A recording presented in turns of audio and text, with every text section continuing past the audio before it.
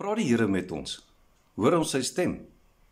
En wanneer ek 'n besluit geneem het, hoe weet ek dit is perfek in God se wil? Wel, daar is goeie nuus. Die Here het elkeen van ons geskape om sy stem te hoor, sonder uitsondering.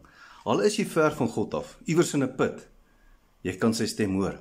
En ons het vandag die voordeel dat God met ons praat primêr deur sy woord, maar ook deur sy Heilige Gees. As 'n mens Psalm 119 lees, dan sien jy wat 'n groot impak die woord op 'n mens se lewe kan hê, wanneer jy dit gedurig deurlees en daaroor nadink.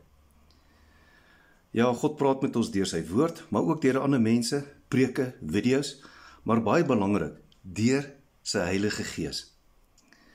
En hoe praat hy met ons? Onthou vir Elia,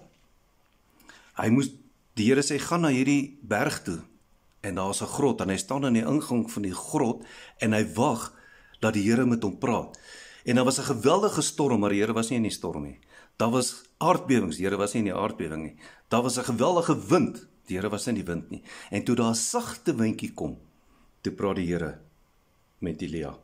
Ons lees ook in Jesaja, waar hy sê, jy sal 'n woord agter jou hoor, dit is die weg, wandel daarop.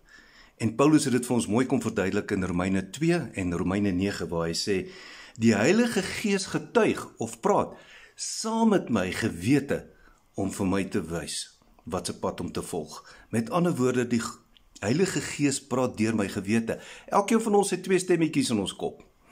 Waar ek byvoorbeeld 'n besluit neem, dan sê die ander stem, nee, wag, ek dink dit is die regte ding wat jy doen nie.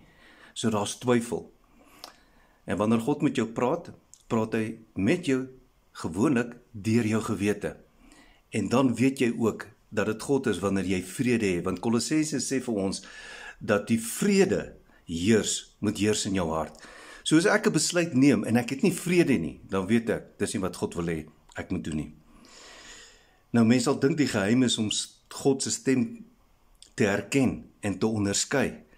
Maar die groot geheim is, ons moet die ander stemme stilmaak wat in ons kop is, sodat ons sy stem kan onderskei en gewoond raak aan sy stem. Die goeie herder Jesus het gesê, my skape ken my stem, en wanneer God met ons praat, sal ek vrede in my gemoed hê, en dit sal ook nie teenstrydig met sy woord wees nie.